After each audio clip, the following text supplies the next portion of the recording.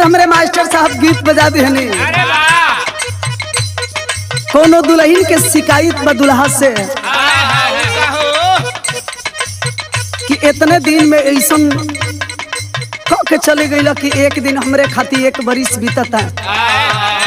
कितना दिन में हो कहती अपने बगल वाली से का कहे, बड़ी याद आवे पिया के प्यारी कोइल,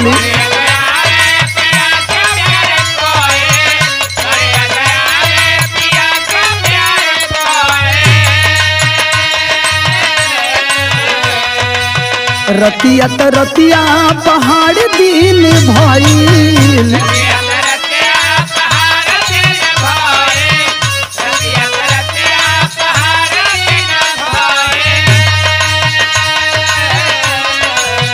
बड़ी याद आवे पिया के प्यार कोइल, रतिया त रतिया पहाड़ दिन भइल, चली गई हमारे करे जदाल दहर के, चली गई हमारे करे जदाल दहर के, दिलवा ले गईले राजा बोतल में भर के,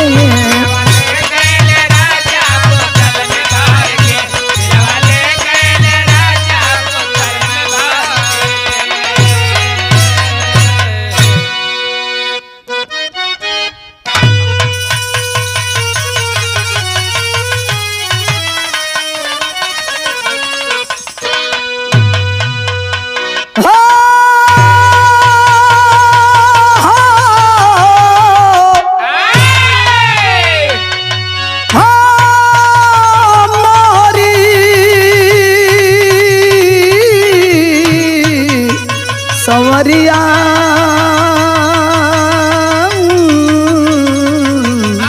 भोले बाबा जोगिया हो राम।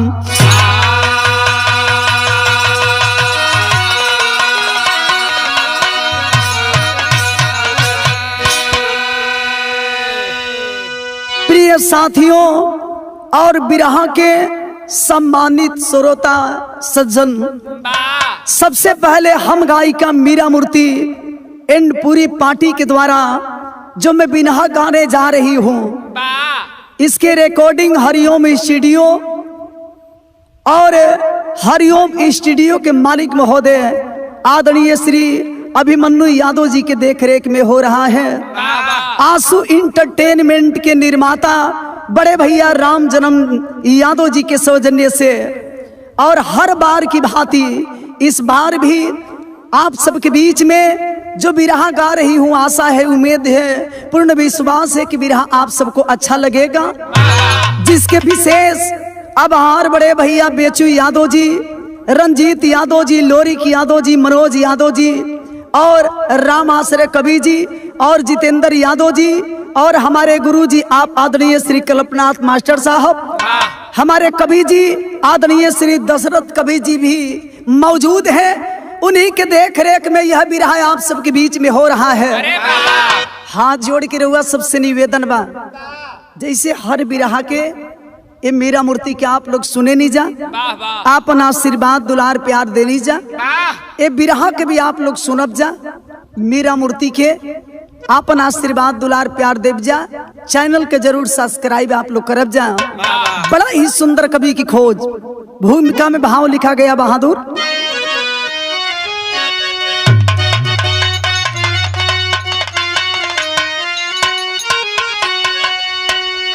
सागर की लहरें साहिल को निहारे, टकरा के आखिर शिथिल हो ही जाती, ओस के बूंद मोती के माफिक चमकती, हवा के बदौलत मिट्टी में मिल जाती, गरीबी बनौता के दुश्मन बनी है, समय पर हंसाती समय पर रुलाती, इंसान ठोकर है खाता धरा परी, बदनसीबी समय परी है सबको सताती।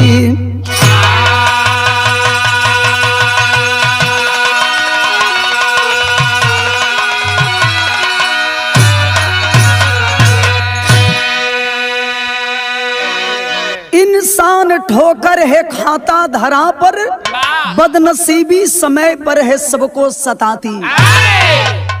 बिरहा में बड़ा सुंदर हमरे गुरुजी, हमरे गंगा सागर कवि जी अपने कलम के माध्यम से इस जमाना के अनुसार बड़ा सुंदर गजल के अंदाज लिखने।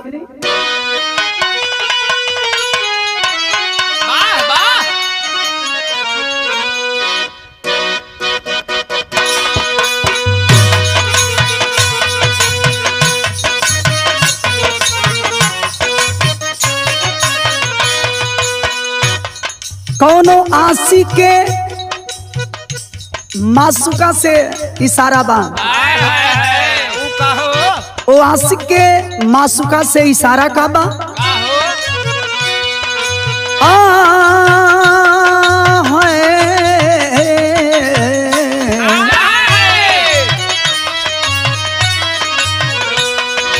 इशारा करत कहत का कहे,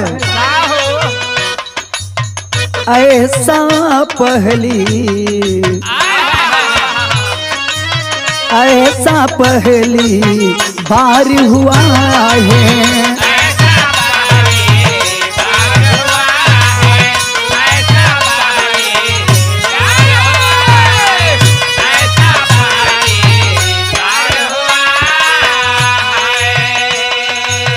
ऐसा पहली बार हुआ है,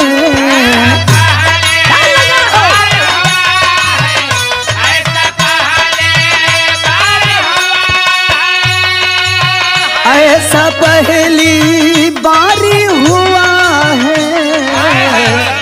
और क्या कहा, हमको किसी से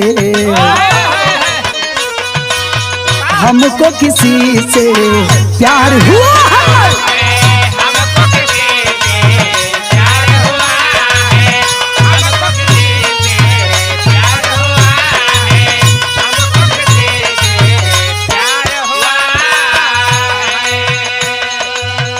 लेकिन बिरहा सुने वाला भैया लो, गजल से बढ़िया कवि जी हमरे बिरहा के लाइन लिखत लो का,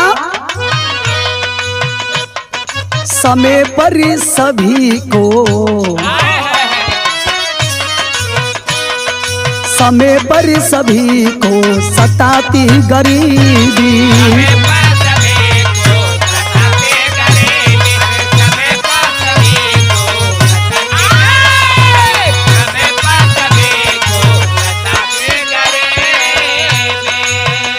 अरे समय पर सभी को सताती गरीबी,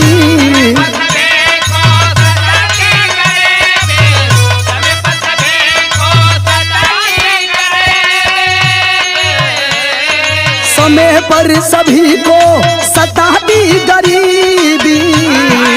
और क्या लिखे हैं, अरे दर दरी की ठोकर खिलाती गरीबी,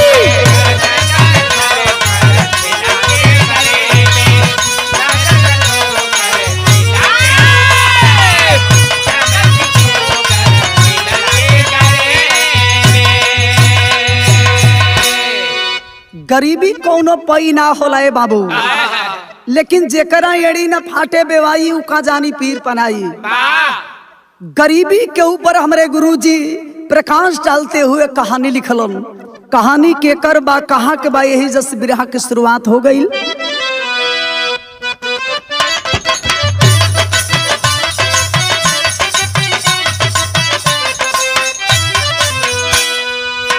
गरीबी गरीबों पर जुर्म ऐसा ढाती है, गरीबी गरीबों पर जुर्म ऐसा ढाती है, विपत्ति बन के कर्ज सीने पर गिराती है।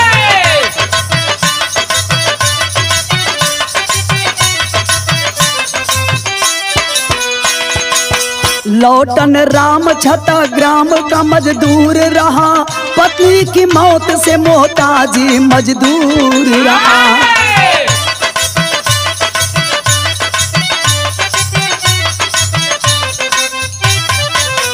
आया गोरखपुरा ऑटो रिक्शा चलाने लगा, बेटा नीलेश बेटी नीलम को पढ़ाने लगा।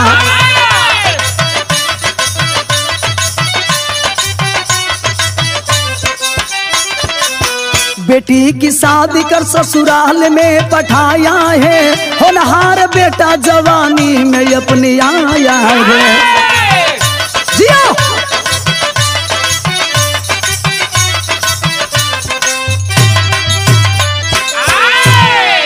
तनी कहानी के समझ लिए बाबू, यह कोई कहानी कपोल और कोई बनावटी कहानी नहीं। जिला बलिया के अंतर्गत आप लोग एक गांव, जौने गांव के नाम बतावल गई छाता। छाता के रहे वाला एक गरीब परिवार, घर के मेन मुखिया के नाम बतावल गई लौटन राम। लौटन राम के दुल्हन के नाम बतावल गई सावित्री। सावित्री से भगवान एगो बेटा एगो बेटी देले बड़न। बेटी के नाम बा नीलम और बेटा के नाम बा नीलेश। ए बाबू, गरीबी में लौटन राम मजदूरी करत रहो, समय पर भोजन नसीब होता। देखी किस्मत के खेला, मजदूर आदमी की जिंदगी भी गजीब होले। आज काम चली तो हमेशा चली, अगर बंद हो जाई तो कभी कभी ऐसनो किस्मत में हो जाला कि आदमी के सोचे पर मजबूर हो जाला। मजदूरी करत रहो, परिवार के लोग, छोटे परिवार बा खुशी खुशी दिन बितावत रहो। लेकिन कुछ दिन के बाद ये बाबू, भगवान कैसन मर्जी भइल, कुदरत की देन, दुल्हन इस दुनिया को छोड़ करके चल बसती है। अब बेटवा के और बेटिया के पालन पोषण करे खातिर लौटन राम छाता छोड़ के आके जौन बा गोरखपुर शहर में रिक्शा चलावे के काम करे लगलन। रिक्शा चलावत तड़न, और वही रिक्शा के कमाई से दोनों बचवा और बिटिया के पढ़ावत तड़न। धीरे धीरे समय बीते लगल। ए बाबू, समय पा करके वह बेटी जब जवान होती है, गरीब बाप रिक्शा चलाए कि जौन पैसा कमैले बड़न, वही पैसा से बढ़िया लड़का देख के अपने बेटी के शादी कर देता। लड़की खुशी खुशी ससुराल चल गई। अब सारा जौन बा अब निशाना हो गई बेटा के ऊपर कि यही बेटा बा रिक्शा चलावत नहीं तक, लेकिन ये बेटा के पढ़ा के अच्छा इंसान बनाई। लौटन राम कैलन का बा, बिरहा में बड़ा सुंदर कवि जी गीत लिखलन।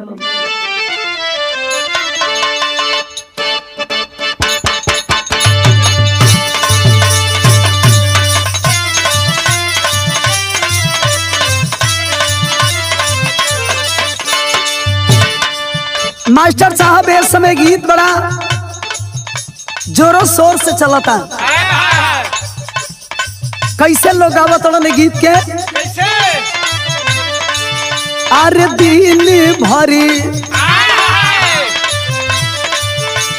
दिन भर राजा जी तू काम करेला, रतियों में काहे नया राम करेला।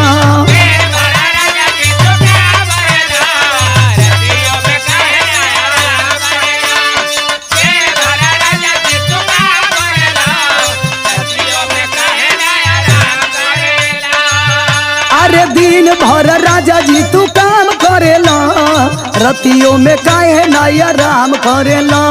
रुपया कमा के बोला कवना बैक में धरबाए रजऊ।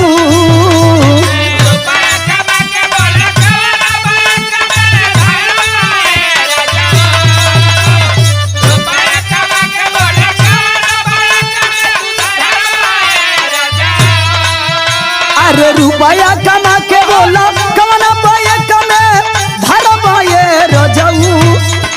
अरे खाइब पियब मोटाइब तबे न कुछ करबाए रजऊ।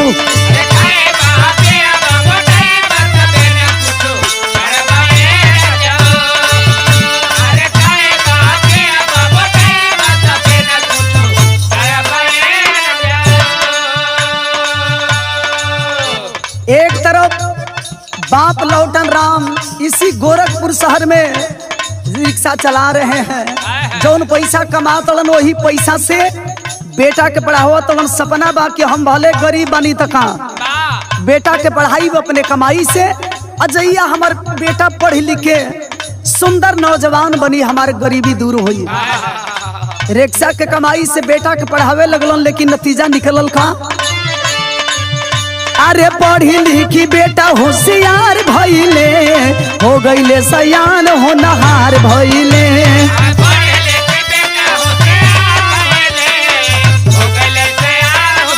सही है।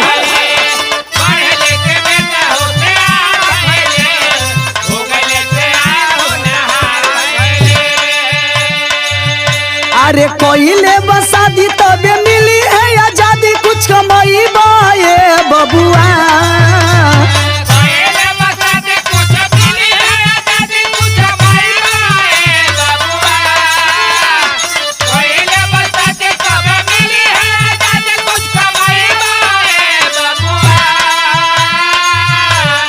कोइले बसादी तबे मिली है आजादी, कुछ कमाई बाए बबुआ। अरे कबले अपने बनैब खैब खियैब हे बचवा, कबले अपने खैब बनैब खियैब हे बचवा।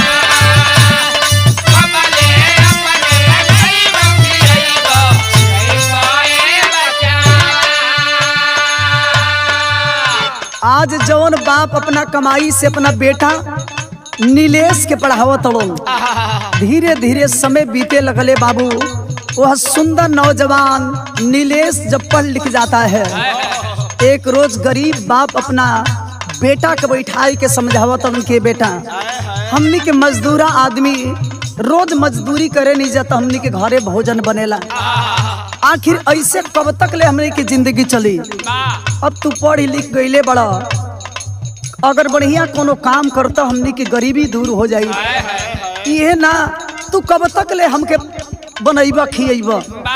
कोनो बढ़िया लड़की से तुहार शादी हो जाए घर में आई तो कम से कम समय पर बनाई के हमके भोजन दी। समझावत तो का समझावे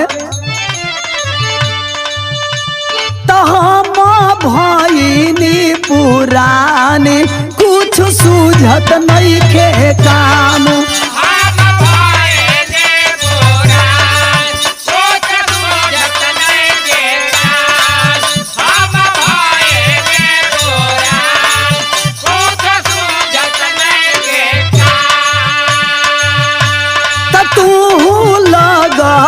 कमाए मिली हम के आराम,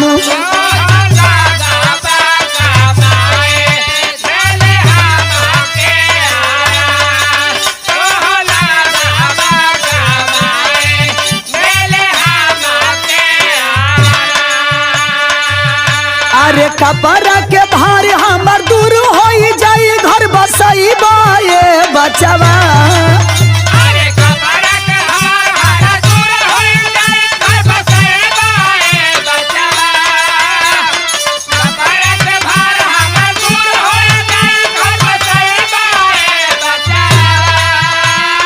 कपड़ा के भार हमर दूर हो जाई, घर बसई बाए बचवा। अरे कबले अपने बनैब खैब खियैब हे बचवा।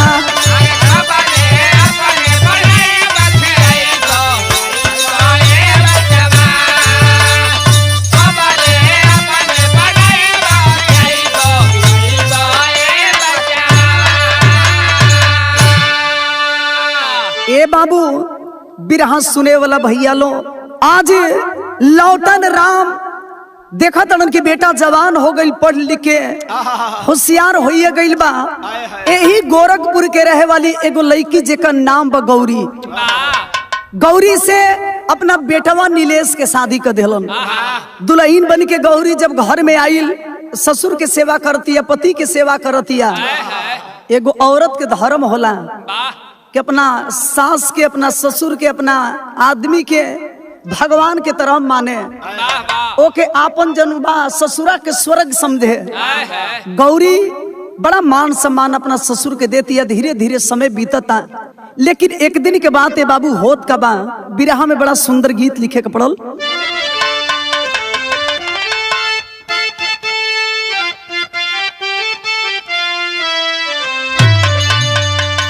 वह गीत बा जौना गीत के हमनी के व्यास जी भरत शर्मा जी गौले रहनी। आज आपके राष्ट्रपति पुरस्कार से भी सम्मानित कई गई। हमरे जन्म के पहले गीत के गौले रहनी कैसे?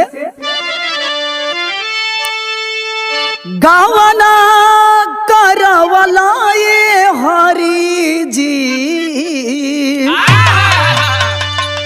गावना करवला ये हरि जी, अपने पुरु बाबा गैल हो राम, अपने पुरु बाबा गैल हो राम।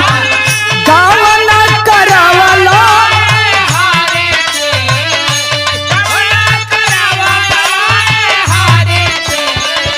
अपने पुरु बाबा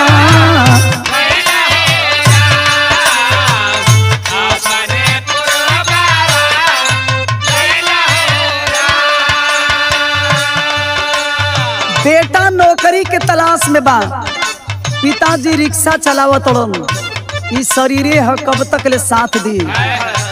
रिक्शा चलावत चलावत एक दिन धूप के समय बा थक गइल बड़न, और धूप लगला के चलते अब लौटन राम धीरे धीरे बीमार होने लगते हैं। और जब बीमार होके लगलन तो कवि जी के लिखे के पड़ल। कुछ दिन बीतली समैया, कुछ दिन बीतली समैया, लौटन राम होई गईले हो बीमार, लौटन राम होई गईले हो बीमार। कुछ दिन बीतली समैया,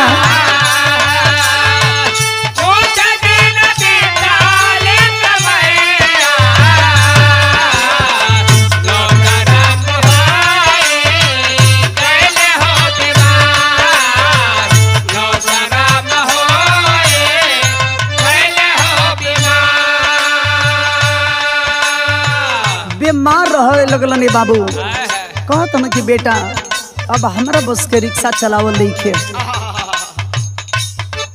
अब हमार शरीर साथ में के देख के हम रिक्शा चला पाई। बुढ़ौती के शरीर बात। लौटन राम जब बीमार हो गइलन, देखा भगवान के मर्जी कुदरत की देन भइल का पिजड़ा से उड़ गइले सुगनावा,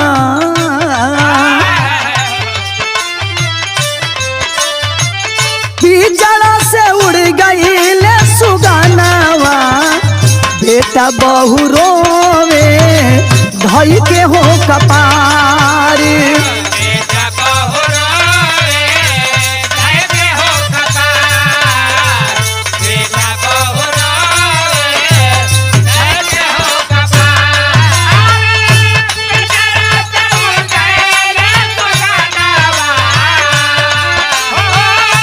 पिजड़ा से उड़ गइले सुगनावा, बेटा बहु रोवे धाके हो कपार, बेटा बहु रोवे धाके हो कपार।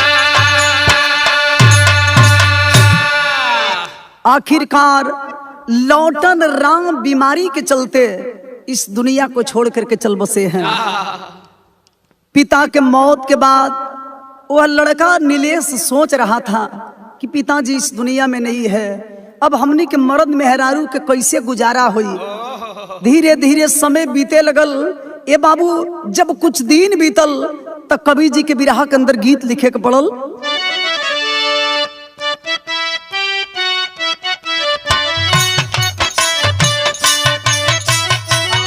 एक गीत के माता बहिन लो शादी ब्याह के मौका पर गावे लो आप लोग सुन ले हो खो, लेकिन धुन से बढ़िया कवि जी बिरहा के लाइन लिखलन। रोई रोई बतिया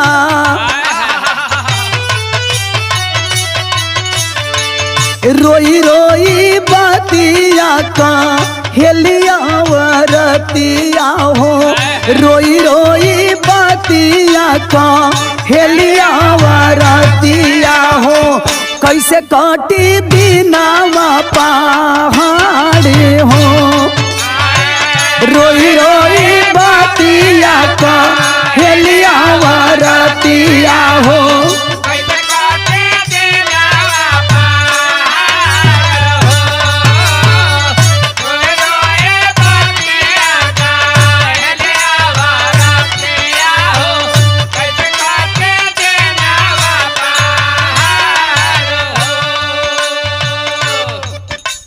एक दिन के तो बात नहीं कि कैसहू आदमी दिन बिता ली।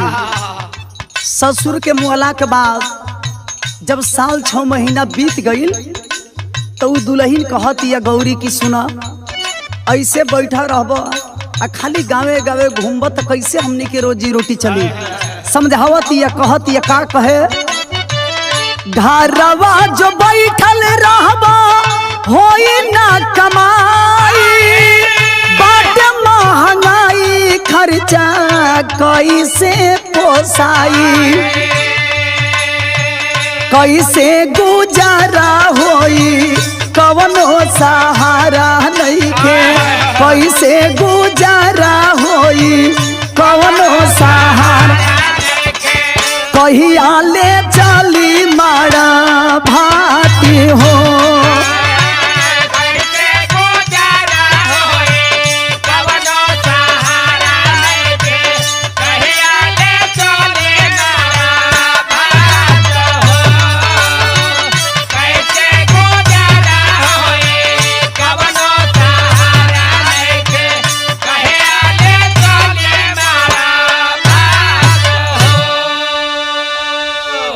तड़ी की ससुर के मुहला के बाद कोनो ऐसा बढ़िया दिन ना होई कि हमनी के दोनों आदमी बैठ के भोजन कैले हो खर्चा, कभी नीमक रोटी तो कभी माड़ भात, आखिर कब तक ले ऐसे चली। रोवा ना कमाई तो ये बताई हमनी के जिंदगी के संगे होई का। कहतरन तू चिंता मत कर, हमर दोस्त फोन कैले रहलन से हम कमाए जाई, कहाँ कमाए जाए खातिर सोचत रहन, बिरहा में गीत लिखे के पड़ल।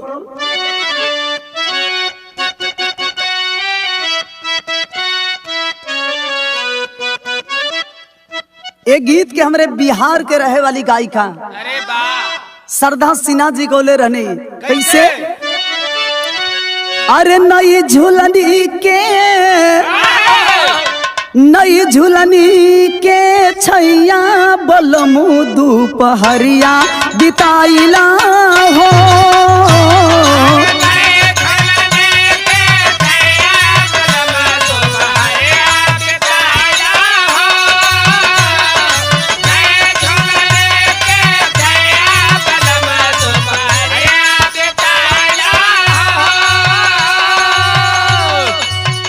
नीलेश कहत कि ठीक कहे आदमी की मेहरारू अगर कोनो बात के जीत कर दे हस तो माने वाली नहीं खींच, तू चिंता मत कर। सुना समझावत कहत का, संगी एगो हमके बोलावे गोरी,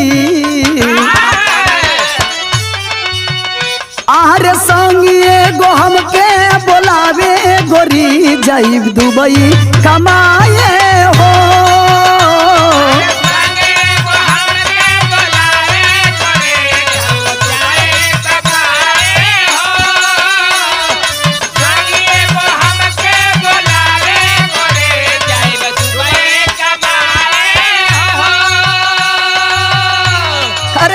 एकदम हमके निकम्मा समझेली का तू, हम एने रही के काम करो ये ना सकेला।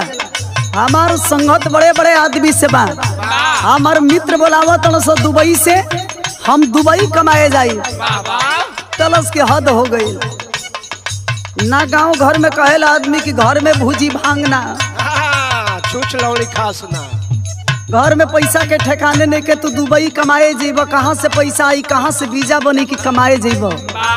तब नीलेश कहत का, बहिनी से मांग ले भी खर्चा उधारे,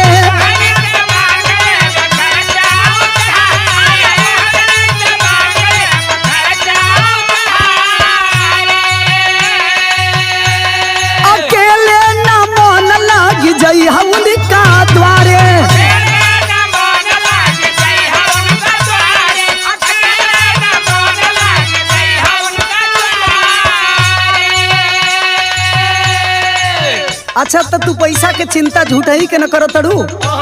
हमार बहिन बिया, वही बहिन से पैसा मांग ले, अब मांग के वीजा पासपोर्ट बनवाई, हम दुबई कमाए जाई। अरे वाह, अरे पगली ये ना तोरो के रहे के मन बता रहो, आई अगर मन ना लगी तो वही बहिनी और चल जी है, वही जे जइबे बहिनिया से हंसबे बोलबे तोरो दिन पार लग जाई। समझावा तड़ो काम। अरे फोनवे से रोज बतियाइबे गोरी,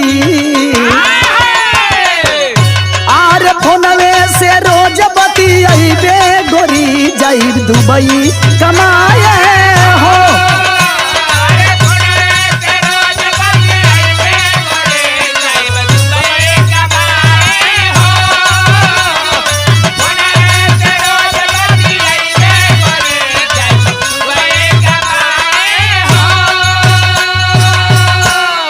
अरे बाप रे बाप, कमाए के इतना जौन बाबू सवार हो, पहुंच गईलन बहिनियौरा, अजाई के पैसा मांग के लिया ले हलन, वीजा पासपोर्ट बनवाई के जब दुबई कमाए गईल हन। अब एने मेहरारू सोचती कि वहाँ के परमिशन दिए दिले बने कि अगर मन ना लगी तो पहुंच जी है ननद के ही, यानी बहिनियौरा पहुंच जी है। तुरंत अपन झोरा बोरा उठवलस, पहुंच गई ननद के लगे। आ ननद के लगे जब गई मास्टर साहब तो कभी जी बिरहा में टेरी लिखत हलन,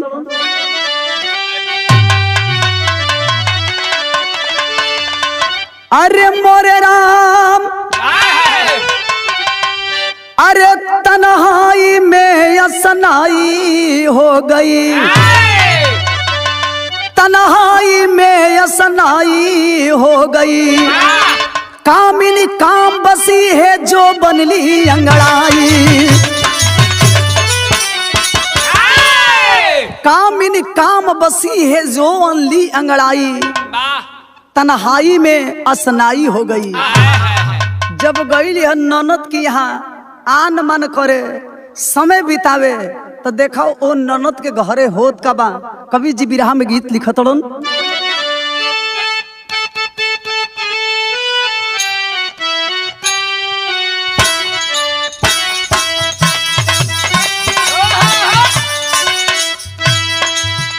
अरे गवन करावला ये पिया, गवन करावला ये पिया, घरे बैठवला,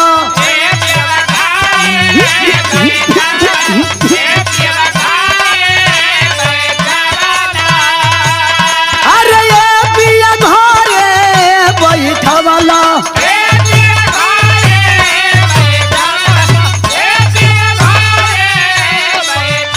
अरे अपने बसेला ये राजा हो, अपने बसेला पिया हो, पूर्वी हो पूर्वी हो बानी जिया,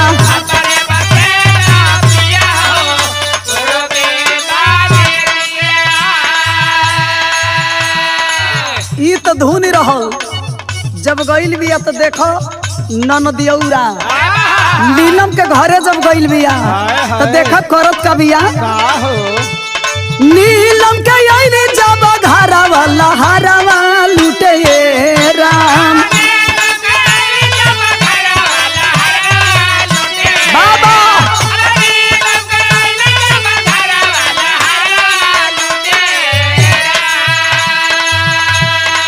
नदी के देवरा राकेश के,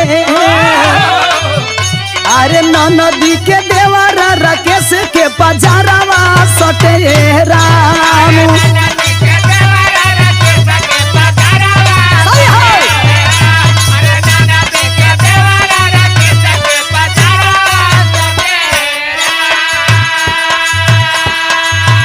अरे जवानी के जो सनायरा सिंगारवा लूटे राम,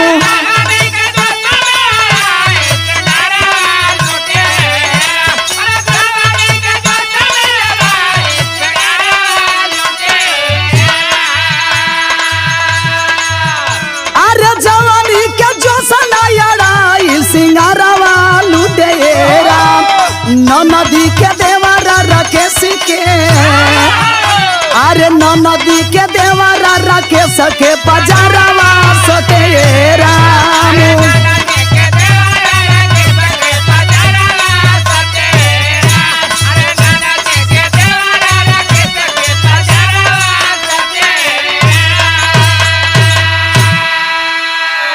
आई हो दादा आई हाय गईली ह आन मान करे खातिर आ जब 6 महीना बीतल ह मन मनाए लगल त नदी जवन बिया जेकर नाव बा नीलम। अरे वाह ओकर एगो देवर बा, वो देवर के नाम बा राकेश। वाह राकेशवा के जब देखलस ही ह आय हाय रे आन मान करे गइल बिया।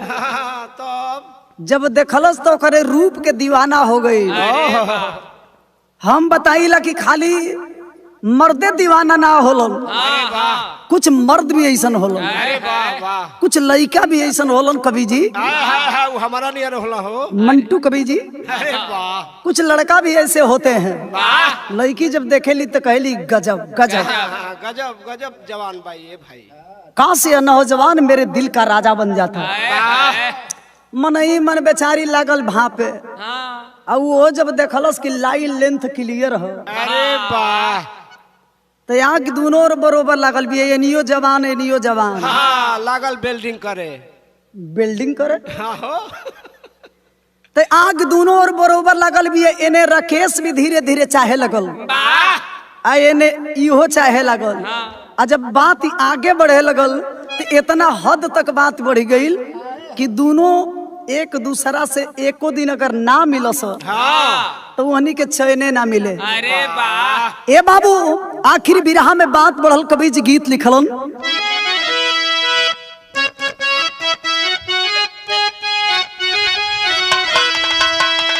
गीत से बढ़िया कवि जी बिरहा के भाव लिखतलन। अरे जवानी के धधके ले आगी, अरे जवानी के धधके ले आगी, बैरागी भवरा बन गईले बागी।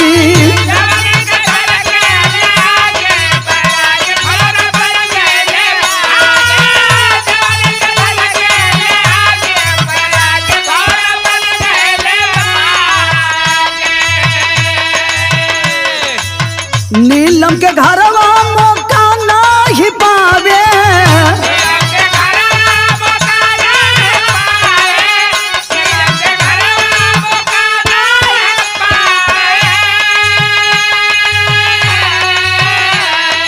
अपने भवनवा पर रोजे बुलावे।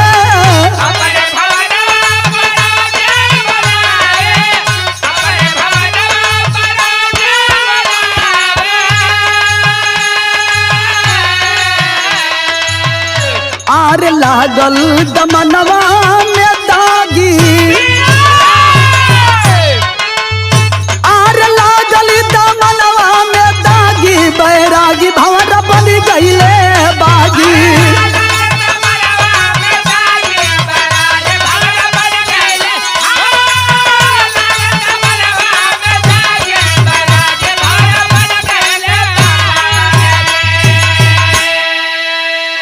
अच्छा तो धीरे धीरे इतना वहनी के कहानी आगे बढ़ी गई। नीलम के घरे तो जल्दी मौका मिल ही ना पावे वहनी के। अच्छा कि आराम से बैठ के बतियावस। हाँ हाँ सोचल से कि ऐसे काम ना है बने, ऐसा उपाय लगावल जाए कि कम से कम रात भर बैठ के हमने के गप सप हो। हाँ तो कहे नहीं खस दियरी पर चल जा। दियरी पो हाँ हो ए भैया अब धीरे धीरे कभी कभार 1-2 घंटा मिलो से 2 घंटा, अब धीरे धीरे टाइम बढ़े लगल। रात के समय में प्रतिदिन नीलम के घर के बगल में एगो छोटे खड़हर मकान बिया। वही मकनिया में रात भर बोलाई के मास्टर साहब खड़हरवा में हो। वही खड़हर मकान में दोनों गोड़ा मिल के वही खड़हर मकान में अपन दुख सुख करत न। अरे वाह कौन दुख सुख करतन सो में हो। धीरे धीरे समय बीते लगल। आज जब समय बीते लगल तो कहेला आदमी की चोरी हत्या पाप खुले आप से आप। अरे वाह आखिर भइल का कवि जी बिरहा में अल्लाह लिखतलन। अरे खून और खांसी ना छिपवले छिपेला प्यार नाही छिपे कतनो करे हो उपाय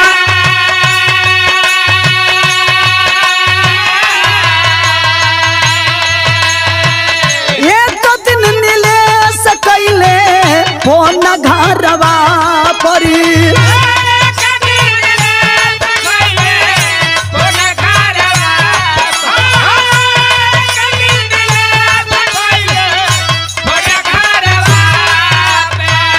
दो दिन के बाद गौरी घर जाइबा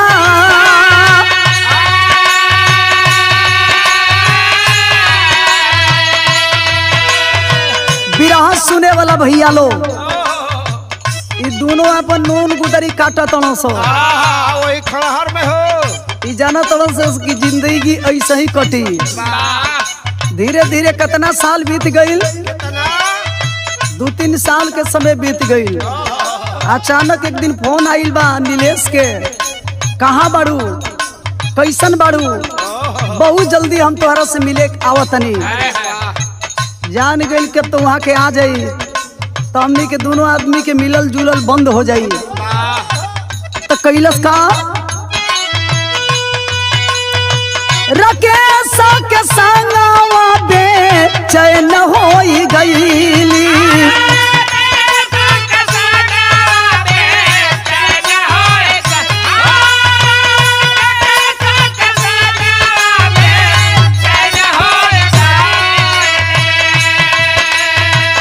रास्ता से उनु का के दी जाता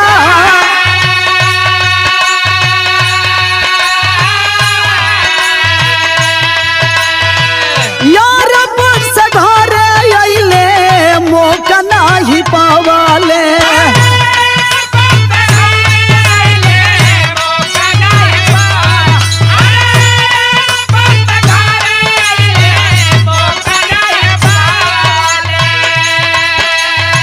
नींद के दवाई दिहली खाना में मिला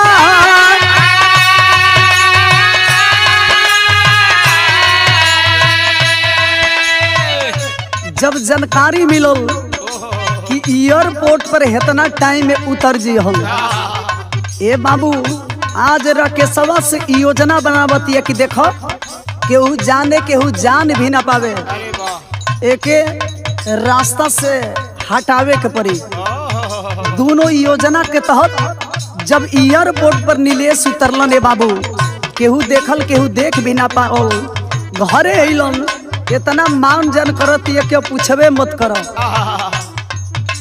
खियवलस पियवलस गोड़ दबावत ये जब धीरे धीरे सूते लगलन तो जानत नहीं जे का कइलस पानी देती है कि ये जीरुआ थाकल बनी है ली तनी पी ली और मैं थकान दूर हो जाई वही पनिया में नींद के गोली मिलाई के पिया दिहलस जब सूत गइलन तो देखा उ पपिनिया अपना प्रेमी के संगे मिल के करत का बिया गाला दबा के मारी दिहल दोनों जानावा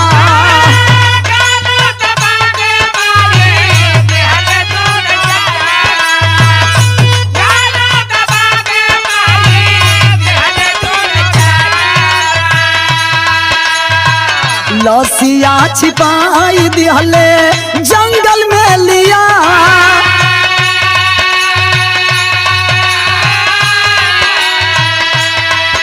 अरे सुबह खबरिया भई लाल चारू ओरिया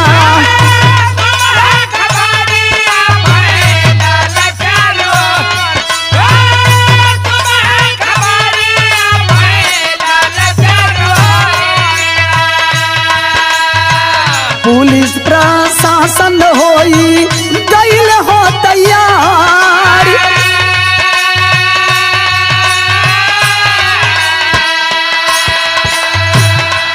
मोबाइल और डायरी से भेदवा खुलल बा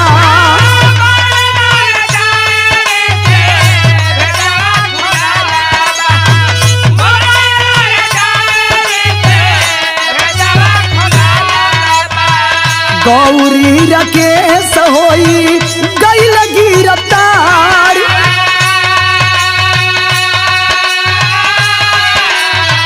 तेईसा बरैल सन तेईसा लदीनावा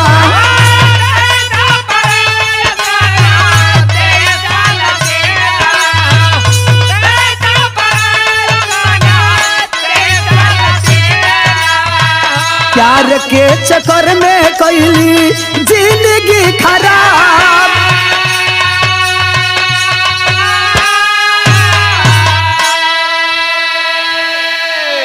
बाहर पापिन प्यार के चक्कर में देखलस पपिनिया के बाबू पति नीलेश सूत गेल बड़न रकेशवा और ऊ मिल के गौरी बाबू पति के मुआई के एगो बोरा में कस के राते रात ले जाके गढ़ा खून के जंगल के बगल में गाड़ दिल।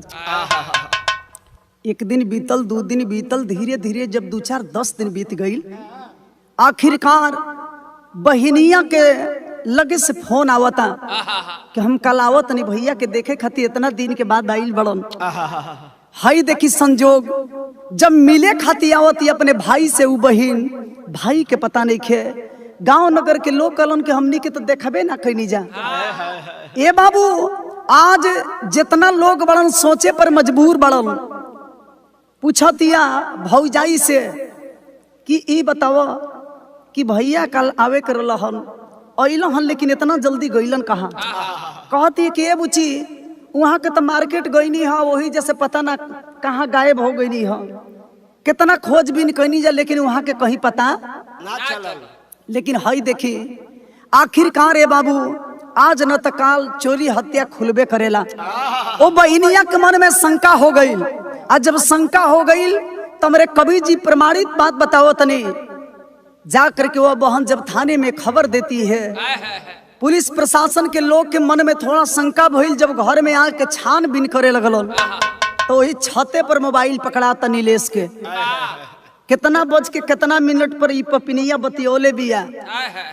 जब घर में छापा बीनी करे लगलन, छानबीन करे लगलन, तो एगो डायरी पकड़ाई। वही डायरी में विधिवत लिखले बिया कि हम दिलो जान से राकेश को चाहते हैं।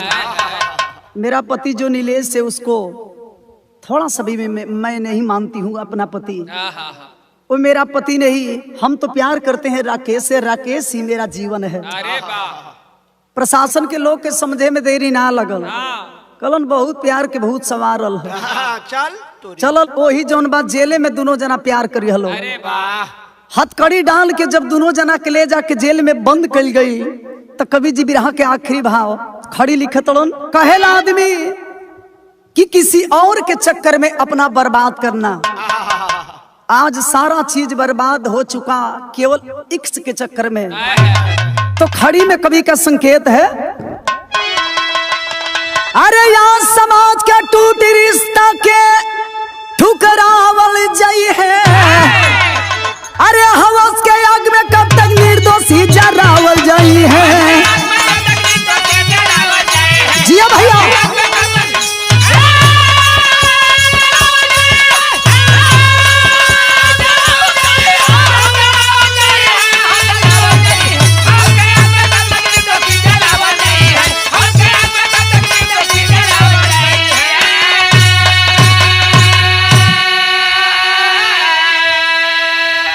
छड़ी का आनंद के लोम में जिंदगी हो गई खराब। अरे जेल के अंदर चक्की पीसे नहीं आवेले जवाब। अरे जैसन करनी वैसन भरनी बतलावल जाई है। हवस के आग में कब तक निर्दोषी जलावल जाई है।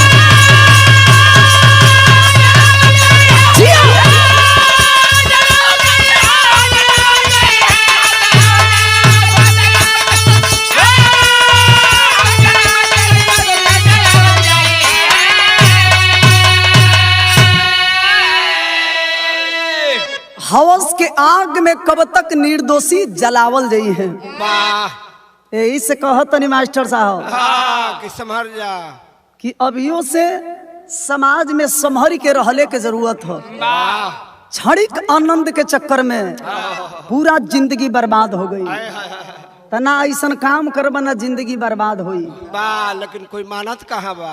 सोच समझ के समाज में रहले के जरूरत है, दूसरा के बदले के चक्कर में नहीं पड़े के। अरे वाह, खुद अपने आप को बदलिए। आज जब अपने आदमी बदले लगी तो धीरे धीरे पूरा समाज बदल क्या जाए। बात है। बिरहा के आखिरी बंद में खानदान के परिचय लिखल गई। गुरु बिहारी, गुरु गणेश, गुरु रामलाल गुणकारी, स्वर्ग बसे चंद्रिका कवि, बच्चन जी बने पुजारी। अरे तन्हाई में यसनाई आ गई, तो सागर मीरा मूर्ति के रक्षक मई हर माई।